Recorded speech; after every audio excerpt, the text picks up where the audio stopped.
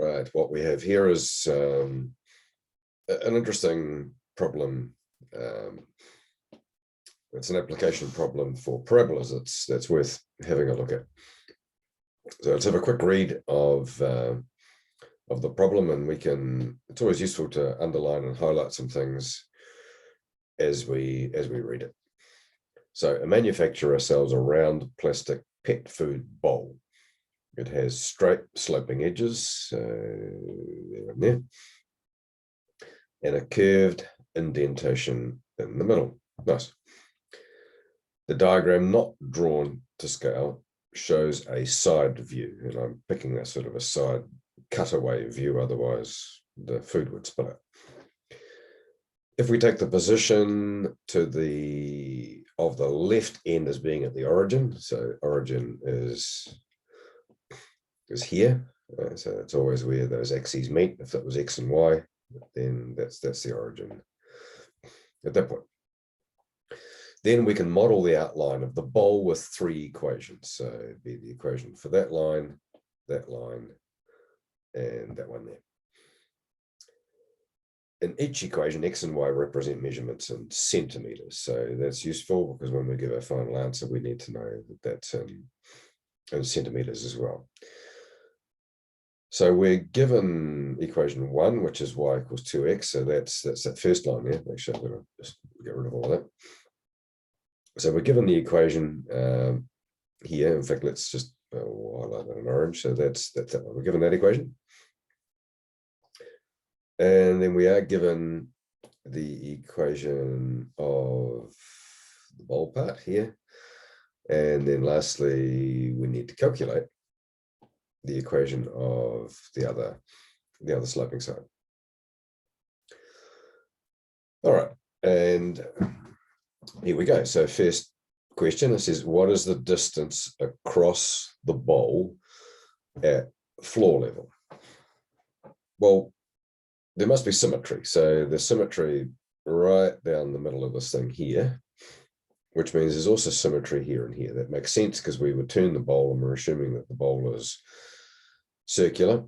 So if it's 3 from here to here, then it would also be 3 from there to there, which makes that 16. So we've got that. We've got the answer to the first question. What is the distance across the bowl at floor level? Well, we can answer that, 16 centimeters. Remember that all those units are in centimeters. So first thing done, that was easy. What is the height of the rim above floor level? Well, we're given where the rim is. We'll just tidy that up and get rid of some of the stuff. We'll leave that 16 in there, that can be useful. What is the height of the rim? So the height of the rim, it's the same all the way around. So what I need to do is I need to calculate really what is the y value there. This is the y-axis, and we're given everything in x and y, and that's the x-axis. What is the height of that rim? Well, we've got an equation that y is equal to 2x, so we're given that. And we know that the top of the rim is at 3 centimeters. So if we've got y is equal to 2x, x is equal to 3. So we can just substitute that into the equation to calculate what the height of the rim is. So y is equal to 2 times 3, and that gives me an answer of 6 centimeters. So we've got that one as well. So we can write that on there. What is the height? It is 6 centimeters. That's useful. So we've sort of got a coordinate there at the top of that rim of 3 and 6. So it's useful coordinate. Also got a coordinate there. By the way, this is also the coordinate. That's 13 and 6. That might be useful, might not be. So we've got the height of the rim. Calculate D, the maximum depth of the inside of the bowl. All right. Now, I mentioned before that what we've got is we've got symmetry that runs all the way through this thing over here. So there's symmetry that goes right down the middle. And the deepest point of that bowl must occur at exactly the halfway point. Now, if the bowl stretches, we've already worked out an answer A, if it stretches all the way to 16 centimeters here, then half of that must be 8. And so we find that the deepest part of the bowl must occur at 8 centimeters from the left-hand side. You can also work out halfway between 3 and 13 if you want to. Add the two together, divide it by 2. 3 plus 13 is 16, divided by 2 is 8. So you can do that as well. Okay, let's keep going. So what actually are we doing again? All right. The depth. Okay, let's calculate. Now you've got to be careful here, because what I can do is, now that I know it's 8 centimeters, using the equation of the parabola, the pink one I've highlighted, I can find out what this height is. But remember, what I'm being asked for is that depth. So let's go and work out this height here. It's sort of in terms of y, and we need to use the pink equation. So we've got y equals 1/5 x minus 8 squared plus 1.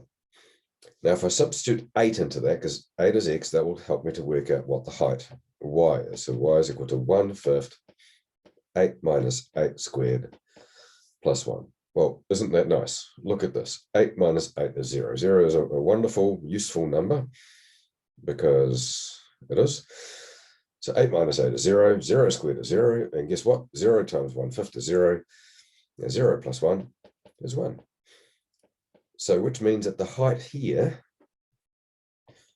is equal to 1 centimeter. Now that's not the answer, because what we want to find out is, what is this distance D? Well, it's not drawn to scale, that's for sure, because it looks as if D is smaller than our distance there, but it's not. It's more like this is what we've got, where that's 1 centimeter. And this must be 5, right? Because the height is 6. We've got a height right all the way across there of 6. And 6 minus 1 is 5. So we can answer that one. So therefore D is equal to 6 minus 1, and that's equal to 5 centimeters. So we've got a maximum depth of 5 centimeters. So we can put that on there. Great. Okay, let's have a look. Next one, D. What is the equation of 3? So we've got y equals px plus q. So we need to find the values of p and q. It also wants to know r, or we can deal with that first, really, because we've sort of already got that. R says between 13 and r. Well, we know already that that's 16. We've got it written there. That's the distance of the bowl across at floor level. So we can write that on there straight away. What is the value of r? R is equal to 16, because that equates to that point there, 16. But we've still got P and Q to work out. Let's tidy this up a little bit. Get rid of some of this stuff that we've already dealt with. And don't need any more. That as well. So I'll leave those coordinates in that place, and the 16 is useful. Now we know that this line, try again, that this line there must have a gradient of 2, because we're told that y is equal to 2x. Okay, so we've got that there. Y is equal to 2x from this equation. So if y is equal to 2x, then that gradient is 2. Well, if that gradient is 2, then the gradient on the other side of the bowl, well, we've got some silly stuff going on over here. We'll get that. M must be -2. If those goes up at a gradient of 2, this one goes down at a gradient of 2. So I've got my gradient is -2, because the gradient on the other side is 2. So if we are looking at y equals px plus q, I think is what they have. Yes, it is. Then remember the gradient is the number in front of the x, and we already said that's 2. So I've got p then is equal to -2. So y is equal to -2x plus q. Great. So all we've got to do now is work out q. And what I need is I need a point somewhere that's going to help me, or a point on this line. All right? So we need a point that we know on this line to help us to work out what q is going to be equal to. Now I've got 2 points that I know of. I've got 16 and 0. You can write that as a coordinate. And I've got 13 and 6. Well, either will do. But because I like 0 is convenient, I'll use 16 and 0. So remember that x is 16 and y is 0. So 0 is equal to -2 times 16 plus q. I think we've got that right. Yep. Now, therefore, 0 is equal to -32 plus q. Add 32 to both sides, and q is equal to 32. And really, that's that done. We've got y equals -2x plus 32. Now, 32 is quite a large number, but when you think about it, it sort of makes sense, doesn't it? Because this line here is going to continue to go up all the way, and that y-axis is going to go up a long way. So you can see it's going to go a wee way up. 32 is not unreasonable. It has to intersect, above the top of your screen. What have we done? A, B, C, and we've done D. Now it's just E to go. The manufacturer decides to reduce the depth of the bowl to 4 centimeters while keeping all other measurements the same. Determine the equation 2 required to give this result. Right, well, what we're doing is we're actually changing that equation 2. Let's have a look what they mean. Now, the bowl's already drawn badly. Maybe I'll just redraw it. So what we've got a bowl here, and I'll set that down across there like that. There's my axis. We've got some points here that we're aware of. And so it's the equation of the parabola that we need to change. Now, this now is saying it's 2. So what we can do is to go back and have a look at that equation, is that we're going to lift it up by 1, aren't we? Because before this, we worked out that was 1. So now we want the depth of the bowl to be reduced, okay, to 4 centimeters, which means that this height here has to be 2. That height there has to be 4. The rest of the equation, it says, remains the same, but if I do that, it has to pass through these points. So the scale changes. So I've got x minus 8 squared, and then we've got plus 2.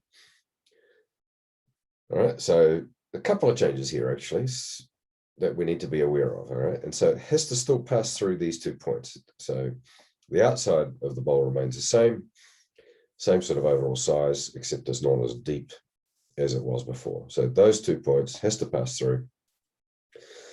And that's kind of useful because we can use one of those points like this one, which we knew was 3 and 6. So we can write that as a coordinate, 3 and 6. We've got the other one as well. That was 13 and 6. So we can use that. There's another point we know as well, and I'll mention it, but we're not going to use it. Okay, and that's the point 2. No, it's not. It's the point 8 and 2. Remember, that's 8 across there. This was 13.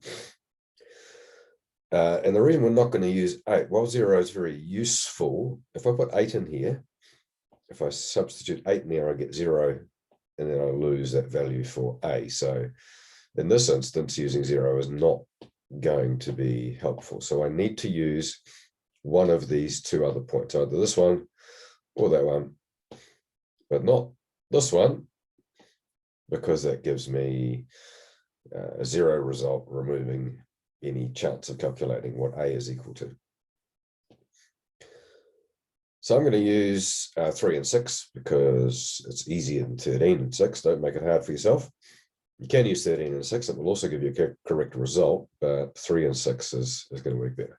So y is 6, substitute that in. 6 is equal to A. 3 minus 8 squared plus 2.